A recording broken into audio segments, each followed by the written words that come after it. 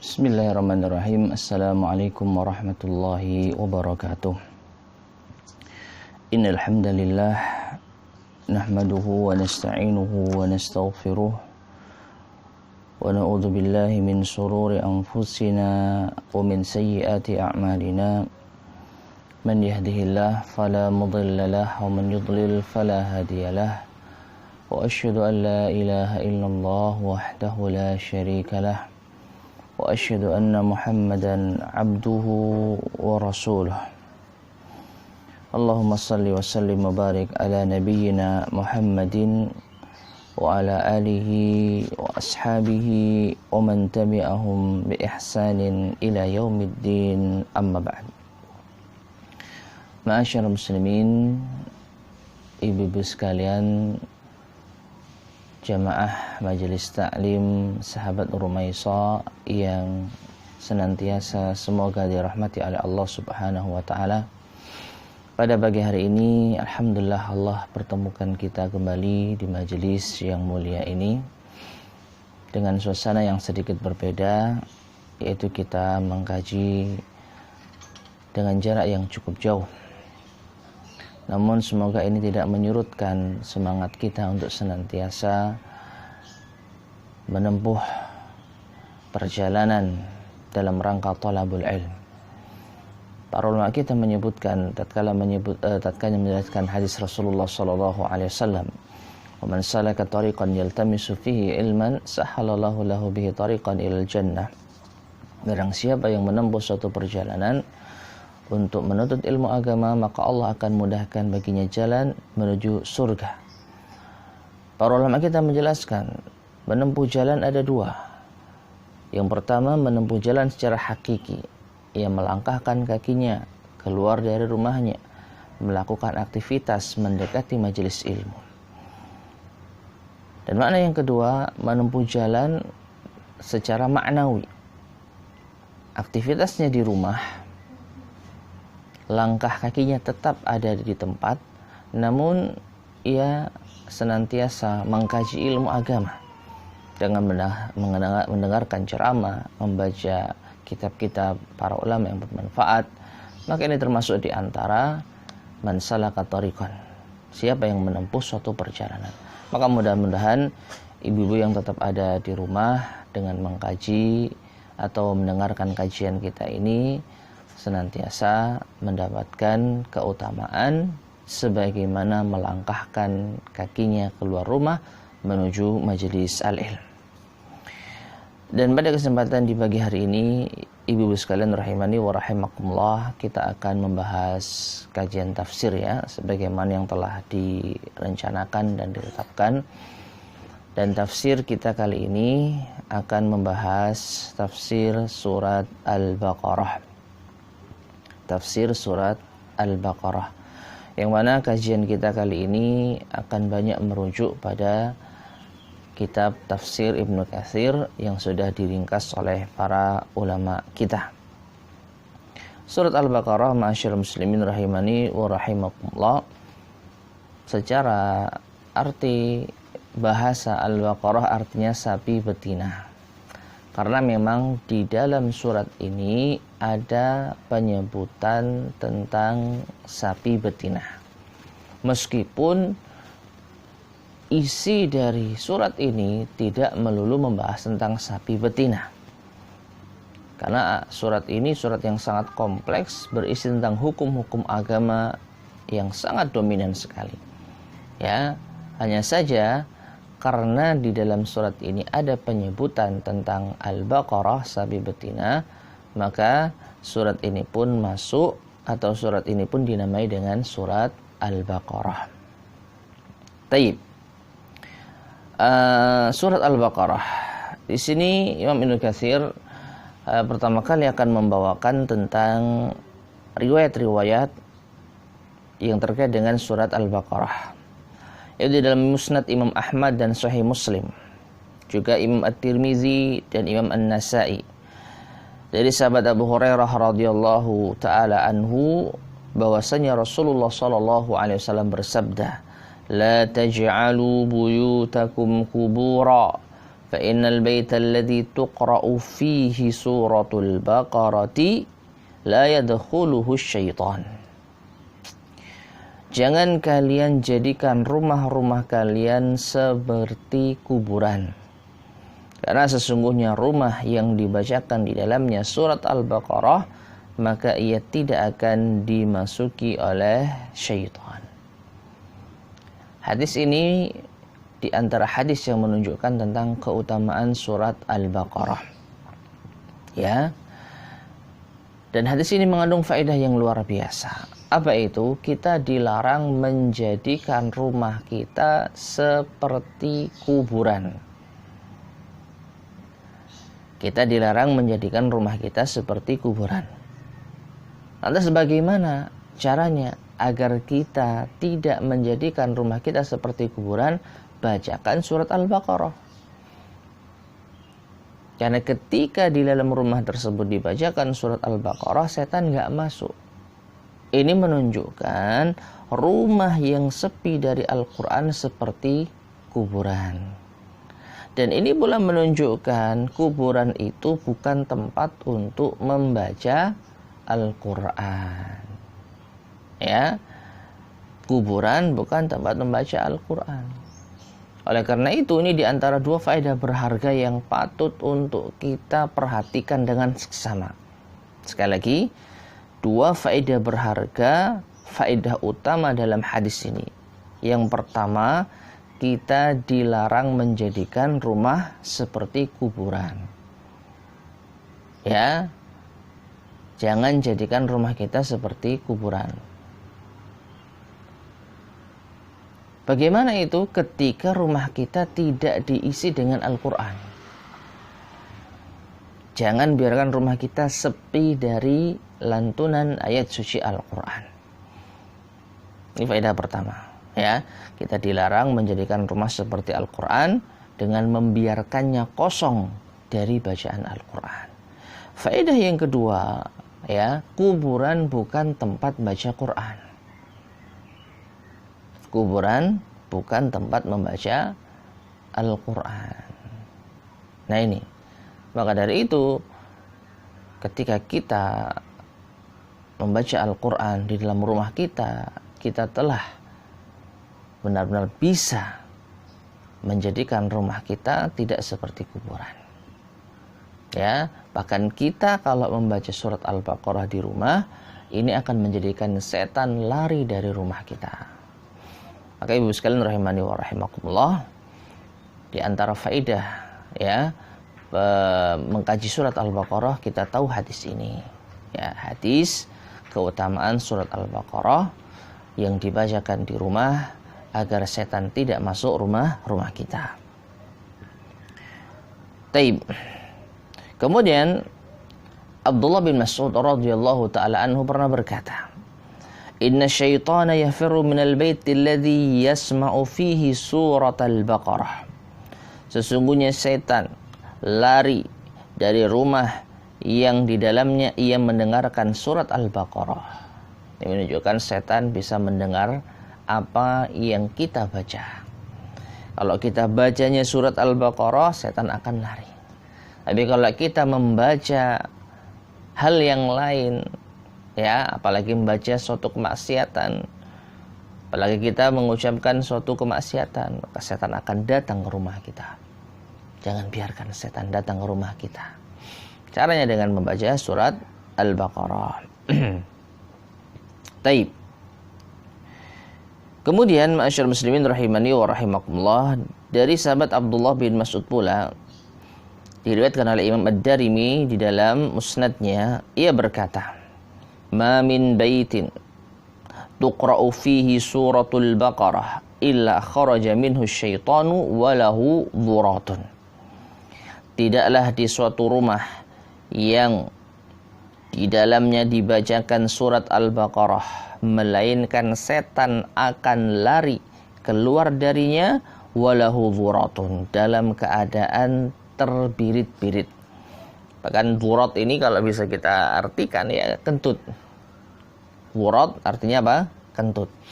Maknanya Kalau setan mendengarkan di rumah tersebut dibacakan surat Al-Baqarah, dia akan lari terbirit-birit sambil kentut. Ini penjelasan dari Abdullah bin Mas'ud radhiyallahu taala anhu. Taib. Kemudian demikian pula Abdullah bin Mas'ud masih mengatakan di dalam riwayat yang lain, man qara'a 10 ayatin min suratil Baqarah fi lailah. Barang siapa membaca 10 ayat dari surat Al-Baqarah di suatu malam, lam yadkhul dzalikal baita syaitanun tilkal lailah. Maka pada malam tersebut setan tidak akan masuk rumah itu. Ya, siapa yang membaca 10 ayat di dalam surat Al-Baqarah, maka setan tidak akan masuk rumah itu di malam hari. Arba'un min awwaliha, 4 ayat awal. Wa ayatul kursi, kemudian ayat kursi. Wa ayatani ba'daha, dan 2 ayat setelahnya. Wa thalathu ayatin min akhiriha, dan 3 ayat di akhirnya. Perhatikan, ya, Abdullah bin Mas'ud menyebutkan siapa membaca 10 ayat di dalam surat Al-Baqarah di malam hari, maka setan gak akan masuk rumah itu di malam tersebut. 10 ayat itu apa saja? Yang pertama, min awwaliha, arba'un min awwaliha, 4 ayat pertama. Ayat 1, 2, 3, 4. Ya. Kemudian wa ayatul kursi, ayat kursi, ayat ke-255. Ya, sudah 5 ya. Ayat kursi, ayat ke-255. Wa ayatani ba'daha, kemudian 2 ayat setelahnya. Berarti berapa? 256, 257. Sudah 7. 6. Kemudian yang terakhir, wa thalathu ayatin min akhiriha, dan 3 ayat di akhirnya. 3 ayat di akhirnya. Ayat terakhir surat Al-Baqarah yaitu 286. Berarti 284, 285, 286. Baik, jelas ya? Ini 10 ayat yang disebutkan oleh Ibnu Mas'ud. Apabila dibacakan di malam hari, setan tidak akan masuk di rumah tersebut. Ayat 1 sampai 4. Kemudian ayat 255 ayat kursi ya. Kemudian ayat 256, 257, kemudian ayat 284, 285, 286. 6. Wa fi riwayatin, dan dalam riwayat yang lain, lam yaqrubuhu wala ahlahu yauma idzin syaitanun. Ya, maka setan tidak akan mendekati rumah tersebut dan penghuni rumah tersebut. Jadi kalau membaca 10 ayat ini, setan tidak akan masuk rumah tersebut. Dalam sebagian riwayat tidak akan mendekati rumah itu dan tidak akan mendekati penghuni rumah tersebut. Ini di antara keistimewaan membaca surat Al-Baqarah. Taib. Kemudian ibu sekalian rahimani wa rahimakumullah. Diriwayatkan dari Sahal bin Sa'ad, ia berkata, qala Rasulullah sallallahu alaihi wasallam, Rasulullah sallallahu alaihi wasallam bersabda, inna likulli syai'in sanaman, wa inna sanamal Qur'anil Baqarah, wa inna man qara'aha fi baitihi lailatan lam yadkhulhu syaitanu thalatha layalin. Wa man qara'aha fi baitihi naharan lam yadkhulhu syaitanu thalathata ayyam. Taib. Artinya Rasulullah SAW bersabda, sesungguhnya di setiap sesuatu itu ada puncaknya, ada punuknya. Sanam itu punuk. Ya, makanya sanamul sanamnya unta. Ya. Sanam ka asnimatil bukhtil ma'ilah, sanamnya unta, yaitu punuk unta. Nah, ini ada di setiap segala sesuatu ada punuknya atau ada puncaknya. Nah, sesungguhnya sanamal Quran, punuk dari Al-Quran, puncak dari Al-Quran adalah surat Al-Baqarah. Maka di malam hari setan tidak akan memasuki rumah tersebut selama 3 malam. Siapa yang membacanya di malam hari, setan tidak akan masukinya selama 3 malam. Dan siapa yang membacanya di siang hari, membaca surat Al-Baqarah di siang hari, setan tidak akan masuk rumahnya selama 3 hari. Hadis ini diriwayatkan oleh Abul Qasim At-Tabarani, Abu Hatim Ibn Hibban di dalam sahihnya, dan Ibnu Mardawai. Taib, kemudian diriwayatkan oleh Imam At-Tirmizi, Imam An-Nasai, Imam Ibnu Majah dari Abu Hurairah radhiyallahu taala anhu. Ia berkata, ba'atha Rasulullah sallallahu alaihi wasallam ba'than. Pernah Rasulullah SAW mengutus utusan. Wa hum dzawu adadin, dan mereka berjumlah banyak. Fastaqra'ahum. Lalu Rasulullah meminta mereka untuk membaca Al-Qur'an. Fastaqra'a kullu wahidin minhum ma ma'ahu minal Qur'an. Maka masing-masing dari mereka membaca apa yang ada berupa Al-Quran. Fa'ata ala rajulin min ahdathihim sinnan. Lalu datanglah Rasulullah SAW kepada salah seorang di antara mereka yang paling muda. Di antara yang paling muda. Faqala, lalu beliau bersabda. Rasulullah SAW bersabda, ma ma'aka ya fulan, apa yang ada pada dirimu hai fulan. Anak muda yang termasuk rombongan utusan tersebut ditanya oleh Rasulullah SAW, kamu punya apa dari Al-Quran? Ya, faqal, kemudian anak tersebut mengatakan, ma'i kada wa kada wa suratul Baqarah. Saya memiliki hafalan ini dan surat Al-Baqarah. Faqal, maka Rasulullah mengatakan lagi, ama'aka suratul Baqarah, apakah benar engkau memiliki hafalan surat Al-Baqarah? Qala na'am. Anak tersebut mengatakan iya. Qal, kemudian Rasulullah SAW bersabda, idhab fa anta amiruhum. Pergilah, maka engkau menjadi amir. Apa amir? Engkau menjadi pimpinan rombongan mereka. Ya. Faqala rajulun min asyrafihim. Lalu datanglah salah seorang dari pembesar mereka, tokoh mereka. Wallahi ma mana'ani an ata'allama suratal Baqarah illa anni khasyitu an la aquma biha. Demi Allah, ini tokoh mereka yang mengatakan. Jadi setelah anak kecil itu ditunjuk menjadi pemimpin rombongan utusan, maka datanglah tokoh mereka. Ya, ia mengatakan, demi Allah, tidaklah ada yang menghalangiku untuk mempelajari surat Al-Baqarah, melainkan aku khawatir aku tidak bisa mengamalkannya. Ya, jadi seakan-akan orang ini mengatakan, ya Rasulullah, ya saya nggak hafal surat Al-Baqarah, saya tidak mempelajari surat Al-Baqarah karena saya khawatir saya tidak bisa mengamalkannya.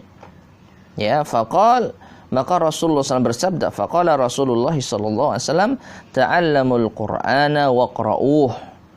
Pelajarilah Al-Quran, bacalah. Fa inna mathalal Qur'ani liman ta'allamahu faqara'a wa qama bihi kamathali jarabin mahsyuwin miskan yafuhu rihuhu fi kulli makan. Ya, karena sesungguhnya perumpamaan Al-Quran bagi yang mempelajarinya, bagi yang membacanya, dan bagi yang mengamalkannya seperti wadah yang diisi misik. Wadah yang diisi apa? Minyak wangi misik. Yang yafuhu rihuhu fi kulli makan. Aromanya semerbak, yaitu berada di setiap tempat. Ya, semerbak menempati setiap tempat. Wa mathal man ta'allamahu fayarqudu wa huwa fi jawfihi kamathali jarabin ukiya ala miskin. Dan perumpamaan bagi yang mempelajarinya lalu ia tidur darinya sedangkan Quran itu sudah ada di jaufnya, sudah ada dalam rongganya, maknanya sudah dihafalnya, kamatsali jarabin uki ala misk. Ini seperti tempat yang tertutup di atas misik. Artinya apa? Artinya orang yang memiliki hafalan Al-Quran tapi ia belum mengamalkannya, ya, atau juga bisa kita maknai tidak dibaca untuk misalnya sholat malam dan lain sebagainya, tapi justru ia tidur, tapi dia sudah punya hafalan, maka ini masih ada sedikit kebaikan. Apa itu?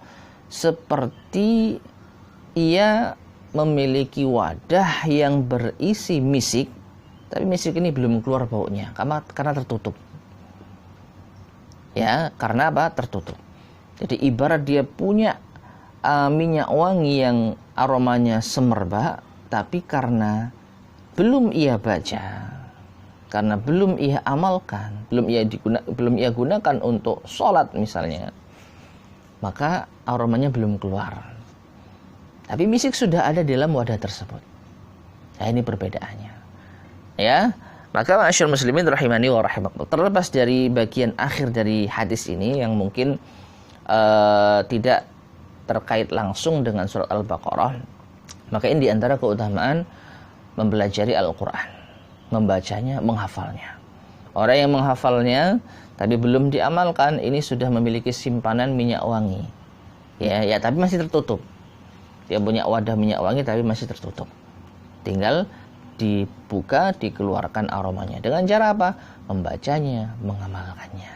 Nah, adapun di awal hadis tadi, ya, ini termasuk di antara keutamaan orang yang memiliki surat Al-Baqarah, memiliki hafalan, mempelajari surat Al-Baqarah. Apa itu? Ia ditunjuk oleh Rasulullah SAW sebagai pemimpin suatu rombongan utusan meskipun masih muda. Ya, karena dalam hadis ini Abu Hurairah mengatakan Rasulullah mendatangi ala rajulin min ahdathihim sinnan, seseorang di antara yang paling muda. Tapi karena dia punya hafalan surat Al-Baqarah, Rasul menunjuknya menjadi pimpinan, yaitu rombongan tersebut. Taib. Hadis ini hadis riwayat Imam At-Tirmizi. Kemudian diriwayatkan dari Imam Al-Bukhari dari Usaid bin Khudair radhiyallahu taala anhum. Jadi ini diantara keistimewaan tafsir Ibnu Katsir, ya. Makanya tafsir Ibnu Katsir itu disebut tafsir bil ma'thur. Tafsir bil ma'thur. Apa itu ma'thur? Ma'usirah. Tafsir yang ada riwayatnya. Ya. Tafsir yang ada riwayatnya. Jadi penjelasan ayat Al-Qur'an berdasarkan riwayat. Dan ini bisa riwayat Al-Quran yang lain, jadi ayat ini ditafsirkan dengan ayat yang lain, atau riwayat hadis Rasulullah SAW, atau riwayat para sahabat, para salafus saleh. Dan ini adalah tafsir terbaik. Ya, kita memahami ayat Al-Quran dengan ayat yang lainnya, atau dengan penjelasan Rasulullah SAW yang sahih, atau dengan penjelasan para sahabat, karena mereka orang yang paling paham Al-Quran. Meskipun kita tidak menampi adanya tafsir yang lain, ya, tapi di antara tafsir terbaik yang membawakan riwayat-riwayat yang sahih, ya, untuk penjelasan Al-Quranul Karim adalah tafsir Ibnu Katsir. Taib. Dan ini kita pakai ringkasannya dan kita bacakan seperlunya. Taib. Diriwayatkan oleh Imam Al-Bukhari dari Usaid bin Khudair radhiyallahu taala anhu, beliau berkata, "Bainama huwa yaqra'u minal laili surat Al-Baqarah." Tatkala beliau membaca di malam hari surat Al-Baqarah, wa farasuhu marbutun indahu, sedangkan kudanya terikat di sisinya. Ijjalatil faras, tiba-tiba kuda tersebut gelisah. Fasakata. Maka ketika Usaid itu diam, maka kudanya itu diam pula. Jadi Usaid sedang membaca surat apa? Al-Baqarah. Ketika dibacakan surat Al-Baqarah, kudanya gelisah. Dan ketika Usaid diam, menghentikan bacaannya, kudanya pun juga diam. Faqara'a fajalatil faras fasakata fasakata. Setelah kudanya diam, ia pun membaca surat Al-Baqarah lagi, dilanjutkan. Ternyata kudanya gelisah lagi. Tapi setelah ia hentikan suaranya, hentikan bacaannya, kudanya berhenti gelisah lagi. Ya, thumma qara'a fajalatil faras. Dan ketika dibacakan lagi surat Al-Baqarah, maka kudanya lagi-lagi gelisah. Fa'ansarifu. Lalu aku pun, kata Usaid, fansarafa, maka Usaid bin Hudair pun beranjak. Jadi dia hentikan bacaannya. Wa kana ibnuhu Yahya qariban minhu. Dan putranya Yahya, putranya Usaid yang bernama Yahya itu dekat dengannya. Fa asfaqu an tusibahu, maka aku khawatir, atau fa asfaka an tusibahu, maka Usaid pun khawatir nanti kuda yang gelisah tadi menimpa putranya. Jadi intinya Usaid akhirnya menghentikan bacaannya.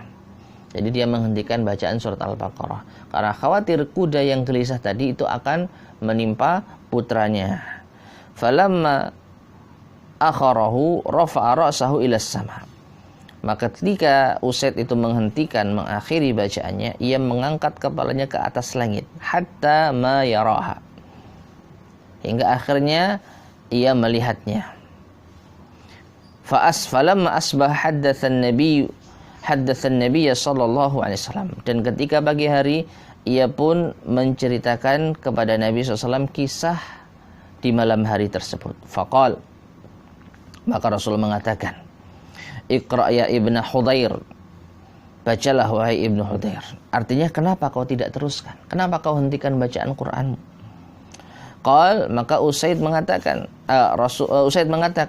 qad asfaqtu ya Rasulullah an tata'a Yahya. Saya khawatir wahai Rasulullah, kuda itu akan menimpa Yahya putraku. Wa kana minha qariban, dan kuda itu dekat dengan kami.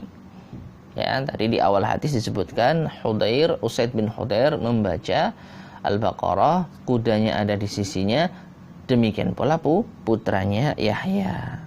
6. Farafa'tu ra'si wan saraftu ilai, farafa'tu ra'si ila sama. Nah, kemudian Usaid menceritakan, maka aku mengangkat kepalaku dan aku beranjak kepadanya, dan aku angkat kepalaku menuju langit. Fa'idha mathalul dhillati fiha amthalul masabi. Dan tiba-tiba aku melihat ada semacam naungan yang seperti cahaya. Jadi ada gumpalan cahaya. Fakharajtu hatta la araha. Fakharajat hatta la araha. Maka gumpalan tersebut itu keluar. Fakharajtu hatta la yaraha. Lalu tatkala aku keluar, jadi beliau masih melihat ya ke atas langit, tapi berada di dalam rumah. Ketika beliau keluar, ternyata hilang cahaya tersebut. Qal, maka Rasulullah mengatakan, wa tadri madzak, apakah engkau tahu gumpalan cahaya tersebut apa? Qal, kata Usaid bin Hudair, la, aku tidak tahu. Qal, maka Rasulullah mengatakan, tilkal malaikatu danat li sautika. Ya, itu adalah malaikat yang mendekat karena mendengarkan suaramu, mendengar bacaan Al-Qur'anmu. Walau qara'ta la asbahta yanzurun nasu ilaiha. Seandainya engkau teruskan bacaanmu, maka di pagi hari ya manusia akan bisa melihat gumpalan cahaya tersebut. La tatawara minhum, malaikat itu tidak akan bersembunyi dari mereka. Ya. Nah, hadis ini diriwayatkan oleh Al-Imam Abu Ubaid Al-Qasim bin Salam di dalam kitabnya Fadhailul Quran. Taib. Ma'asyar muslimin ibu sekalian rahimani wa rahimakumullah. Hadis terakhir yang kita baca barusan ini intinya menunjukkan keutamaan surat Al-Baqarah. Itu intinya.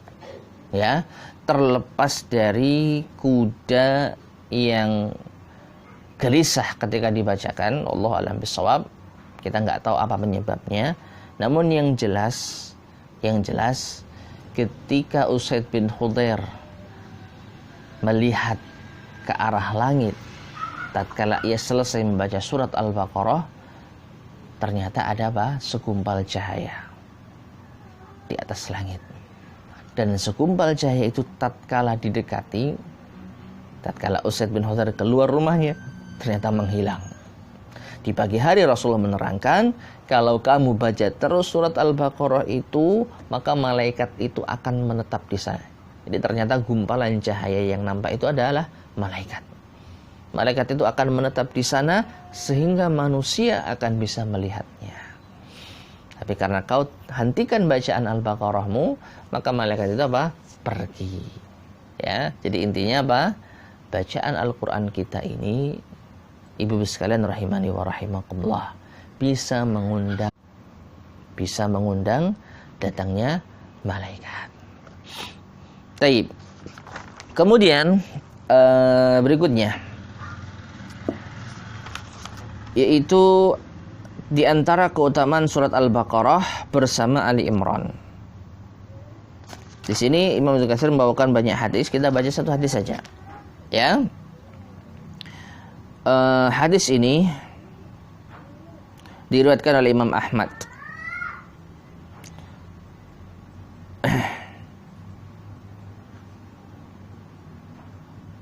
Beliau mengatakan bahwasanya Rasulullah sallallahu alaihi wasallam bersabda, "Ta'allamu surat Al-Baqarah wa Ali Imran." Pelajarilah surat Al-Baqarah dan Ali Imran. Fa innaha zahrawani. Karena sesungguhnya dua surat ini adalah zahrawani. Ya, yaitu dua surat yang memiliki tanduk. Dua surat yang memiliki tanduk. Yudhillani sahibahuma yaumal qiyamah ka'annahuma ghamamatani. Afwan, bukan tanduk, cahaya. Zahrawani itu nur. Ya. Jadi pelajarilah surat Al-Baqarah dan Ali Imran karena kedua surat ini memiliki cahaya. Yudhillani sahibahuma yaumal qiyamah, yang akan menaungi pembacanya di hari kiamat. Ka'annahuma ghamamatani, seakan-akan dua surat itu adalah awan baginya. Au ghayayatani, atau gumpalan baginya. Au firqani min tairin sawaf, atau sebagai naungan dari burung yang berbaris-baris. Fa innal qur'ana yalqa sahibahu yaumal qiyamah hina yanshaqqu anhu qabruhu. Karena sesungguhnya Al-Quran akan mendatangi pembacanya di hari kiamat tatkala kuburannya terbelah. Karrajuli syahibu fayaqulu lahu hal ta'rifuni fayaqulu ma'arifuka fayaqulu ana sahibukal Qur'an alladhi azma'tuka fil hawajiri wa ashartu laylaka wa inna kulla tajirin min warai tijaratihi. Baik.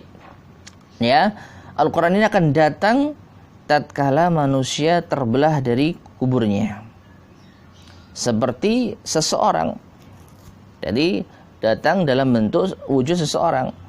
Lalu orang ini berkata, apakah engkau kenal aku? Penghuni kubur ditanya, apakah engkau kenal aku? Maka penghuni kubur mengatakan, aku tidak kenal kamu. Maka orang ini mengatakan, aku adalah sahibuka Al-Quran. Aku adalah wujud dari Al-Quran yang kau baca, yang menyebabkan engkau haus di siang hari, yang menyebabkan engkau mengantuk di malam hari. Engkau terjaga menahan kantuk di malam hari. Artinya apa? Al-Quran ini menyebutkan gara-gara engkau membaca aku, engkau menjadi haus di siang hari dan engkau menjadi menahan tidur di malam hari. Ya. Dan ini wallahu a'lam bishawab, bisa jadi termasuk di antara penjelasan keutamaan Al-Quran yang akan datang di hari kiamat memberi syafaat bagi pembacanya. Ya, Rasulullah SAW bersabda, Iqra'ul Qur'ana fa innahu ya'ti yaumal qiyamah syafi'an li ashabih. Bacalah Al-Quran, karena Al-Quran akan datang di hari kiamat memberi syafaat bagi pembacanya. Nah, wa inna kulla tajirin min wara'i tijarati, dan setiap pedagang akan mendapatkan sesuai dengan apa yang ada di belakang dagangannya. Maknanya kalau kita baca Al-Qur'annya banyak, maka perwujudan dari bacaan kita pun akan semakin baik. Ya. Taib. Adapun yang terkait dengan bahasan kita tadi adalah dua surat yang memiliki cahaya. Surat apa? Al-Baqarah dan Ali Imran. Taib. Kemudian ma'asyiral muslimin, ibu sekalian rahimani wa rahimakumullah. Surat Al-Baqarah ini adalah termasuk surat Madaniyah. Surat Madaniyah. Ditinjau dari saat diturunkannya Al-Qur'anul Karim, ada dua macam surat. Surat ini kalau ditinjau dari tempat diturunkannya, maka ada dua surat. Surat Makkiyah dan surat Madaniyah. Ya, surat Makkiyah dan surat Madaniyah. Makkiyah diambil dari kata Mekah, Madaniyah diambil dari kata Madinah. Nah, apa yang dimaksud surat Makkiyah dan Madaniyah? Ada perbicaraan panjang lebar di kalangan para ulama kita. Namun yang sahih, kita ringkaskan insyaallah adalah surat Makkiyah adalah surat-surat yang diturunkan sebelum Nabi SAW hijrah. Sebelum Nabi SAW hijrah. Ya.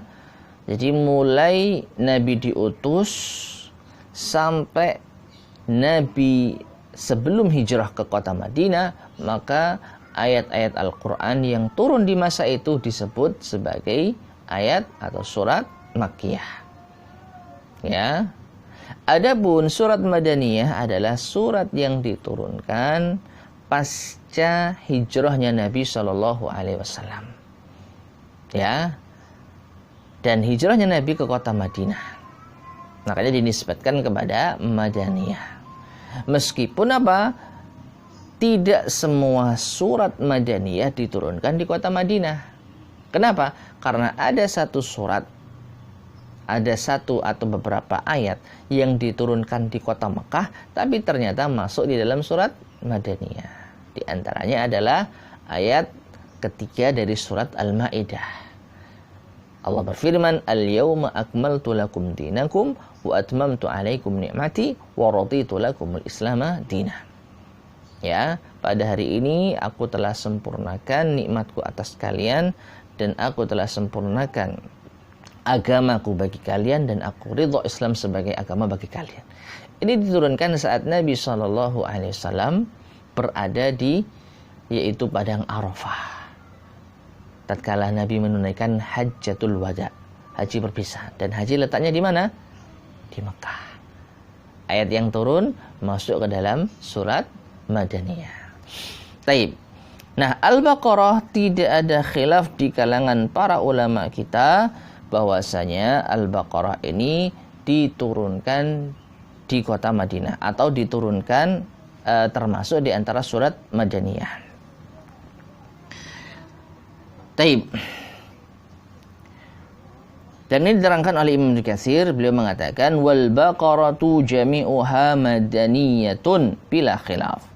Surat Al-Baqarah seluruhnya, ini menunjukkan dari awal ayat sampai akhir ayat seluruhnya itu adalah turun di kota Madinah, masuk surat Madaniyah tanpa ada khilaf. Wa hiya min awaili manazala biha, dan termasuk di antara surat yang turun di awal Nabi hijrah di Madinah. Ya, di awal yaitu Nabi hijrah di kota Madinah. Taib. Kemudian Khalid bin Ma'dan mengatakan, ya, atau Khalid bin Ma'dan yusammil Baqarah fustatul Quran atau fustatul Quran. Khalid bin Ma'dan menyebutkan atau menamakan surat Al-Baqarah ini sebagai perhiasannya Al-Quran. Ya, karena saking indahnya maka Al-Baqarah ini seakan-akan seperti perhiasan Al-Quran. Sebagian ulama mengatakan wahiyya mustamilun ala alf khabar wa alf amar wa alf nahi. Sebagian ulama menyebutkan karena di dalam surat Al-Baqarah itu mengandung 1000 berita, 1000 perintah, 1000 larangan. Jadi banyak pernak-pernik yang ada dalam surat Al-Baqarah. Ada kabar tentang Bani Israel, ya. Tapi di situ juga ada perintah-perintah Allah Subhanahu wa taala dan ada larangan-larangan Allah Subhanahu wa taala, ya. Jadi wa qala al-'adun, dan sebagian ulama ada yang menghitung ayatuha, jumlah ayatnya adalah mi'atan wa thamanuna wa sab'u ayat. Ya, sebagian ulama ada yang menyebutkan jumlah ayatnya adalah 287. Ya, 287. Padahal setahu kita surat Al-Baqarah 286 ayat. Wallahu a'lam bishawab. Wa kalimatuha sittatu alafi kalimatin. Adapun jumlah kata per kata dalam surat Al-Baqarah ada 6.000 ayat atau 6.000 kata. Monggo ibu-ibu kalau ada yang mau ngitung ya berapa kata dalam surat Al-Baqarah. Ya, di sini disebutkan 6.000. Ya kita terima sajalah penelitian dari para ulama kita. Taib. Afwan, sittatu alaf kalimah wa mi'atani wa ihda wa ishruna kalimah. 6.000 kata ditambah 221 kata. Totalnya berarti 6.221 kata. Wa hurufuha khamsatun wa ishruna alfan wa khamsatu mi'ati harfin wallahu alam. Sedangkan hurufnya alif ba ta'nya, ya alif ba ta'nya. Jadi alif lam mim, 3 huruf. Dzalikal kitabu la raiba fi dzalika, dipotong satu demi satu huruf-hurufnya sampai akhir, itu jumlahnya ada 25.500 huruf. Silahkan bagi yang ingin mencocokkan berapa jumlah huruf di surat Al-Baqarah bisa di di surat Al-Baqarah ini ya, surat Al-Baqarah saja bisa dihitung sendiri. Ya. Tapi kalau saya sih percaya saja dengan peneliti yang sudah mencoba untuk membantu kita mendeteksi berapa jumlah huruf, kata, dan ayat dalam surat Al-Baqarah. Taib, jadi intinya jumlah ayatnya berapa? 287 menurut penelitian ini. Meskipun yang kita tahu surat Al-Baqarah itu 286 ayat, ya, 286. Yang masyhur ya, 286.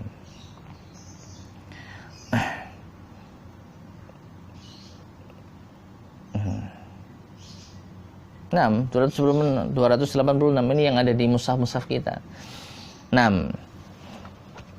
Adapun Ibnu Katsir menyebutkan kalau para penghitung peneliti ini menyebut kalau Al-Baqarah itu 287 ayat. Katanya berapa tadi?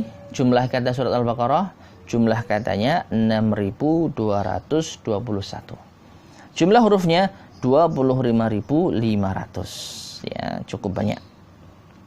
Taib. Kemudian Ibnu Jurayj berkata dari Atha dari Ibnu Abbas, dari sahabat Abdullah bin Abbas radhiyallahu taala anhuma. Beliau mengatakan nazalat bil Madinati suratul Baqarah. Surat Al-Baqarah ini diturunkan di kota Madinah.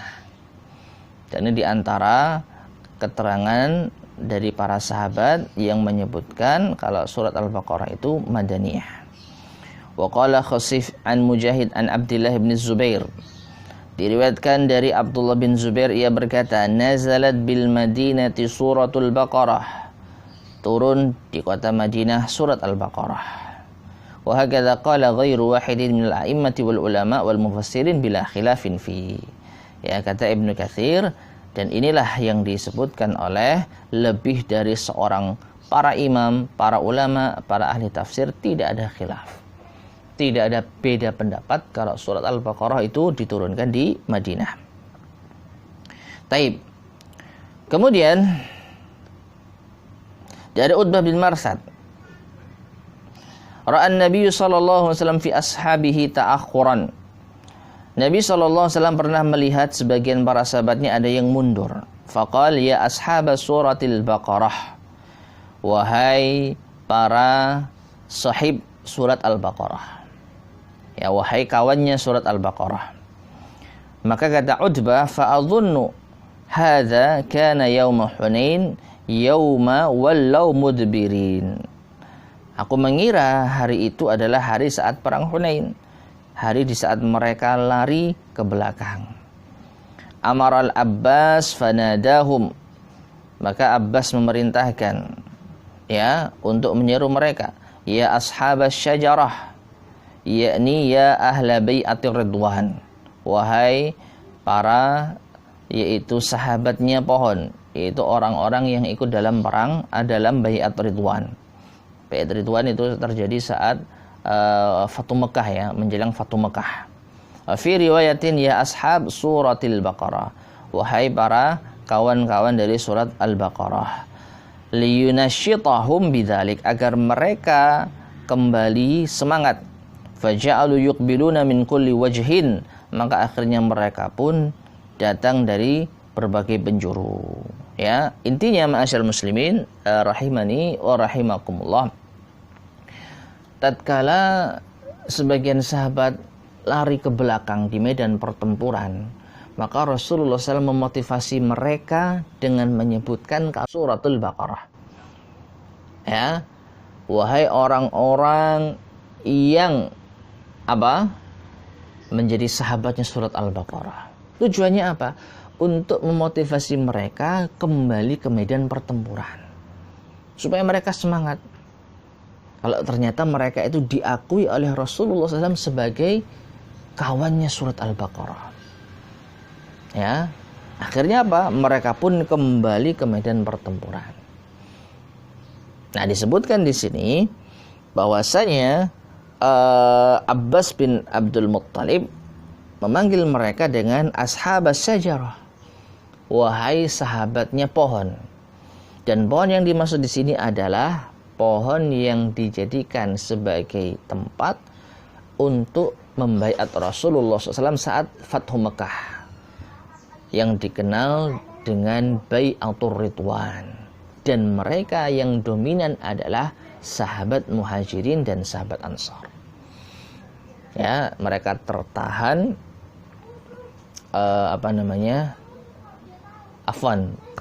mereka tertahan Bai'atur Ridwan itu bukan saat Fathu Mekah, ana salah.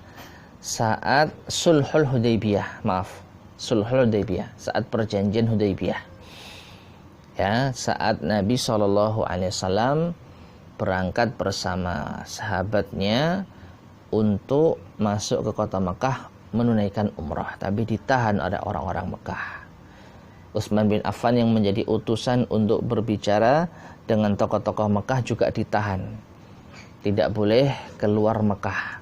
Maka Nabi mengira dan para sahabatnya kalau Utsman terbunuh.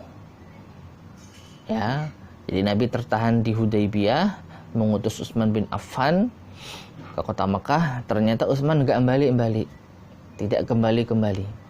Maka Nabi SAW pun dan para sahabatnya khawatir Utsman terbunuh. Akhirnya para sahabat membaiat Rasulullah SAW. Dan disitulah Allah menurunkan yaitu ayatnya tentang keutamaan Bai'atur Ridwan. Nah, mereka ini dipanggil oleh Abbas, ya ashabas syajarah, wahai para sahabat yang ikut Bai'atur Ridwan. Sedangkan Rasulullah SAW menyebut mereka dengan ya ashab suratil Baqarah, wahai sahabatnya surat Al-Baqarah. Nah, jadi intinya ma'asyarul muslimin rahimani wa rahimakumullah, ibu sekalian yang dirahmati Allah Subhanahu wa taala, ini di antara asar-asar hadis-hadis yang menunjukkan tentang keutamaan surat Al-Baqarah. Insyaallah menjadi penutup kajian kita di pagi hari ini. Insyaallah akan kita lanjutkan kembali kajian kita membahas surat Al-Baqarah pada kesempatan berikutnya. Mungkin yang bisa kita sampaikan, kurang lebihnya saya mohon maaf. Semoga bermanfaat. Subhanakallahumma bihamdika asyhadu an la ilaha illa anta astaghfiruka wa atubu ilaik. Walhamdulillahirabbil alamin. Assalamualaikum warahmatullahi wabarakatuh.